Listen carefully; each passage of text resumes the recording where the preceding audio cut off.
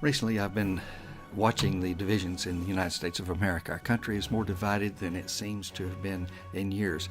Pick a subject, whether it be health care or abortion, gun control, divided. And the division is strange because the division seems to be of a nature where there are loud and shrill voices that are determined to dominate or get their way. And if they can't get their way, they will destroy the whole system. The problem with this type of division, this type of psychology, is that it's basically destructive. It is a we versus them. And I'm trying to think what we as Americans can do, because if we continue to be we versus them, we cease to be the United States of America. We lose our unity, and it is a danger to the country. I think of our past, where we seem to have taught a culture where we could have differences of opinion, and yet we didn't need to destroy one another. This seems to have changed over the past decade or two in the United States, particularly in the political world. Look at the past values. I look at my grandmother, who during the Great Depression had an old wooden house in West Texas near the railroad tracks, and her house was known to be, hers was a generous house.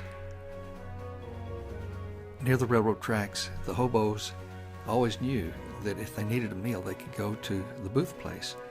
And you know, she taught the family to treat those strangers, those poor people, those people down on their luck, those travelers, treat them with dignity, tolerance for their opinions, and always treat them with the manners and the charity that she felt was a part of our humanity. She believed it was not we versus them, that we were all sharing a common humanity.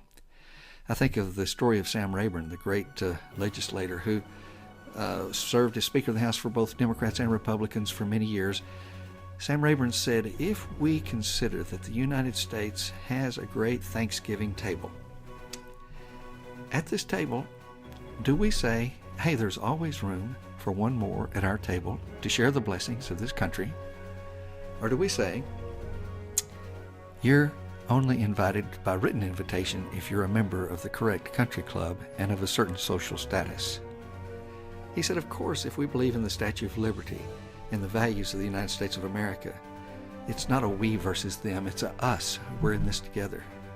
You believe that there's always room at our table for one more.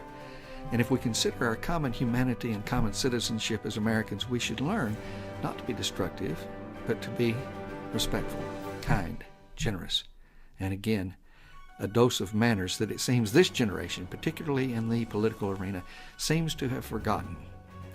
You don't dominate a crowd by a loud voice or shrill voices. You simply try to learn to respect each other's opinions and try to be polite with others, charitable and respectful. My name is Ben Boothe. This is Global Perspectives.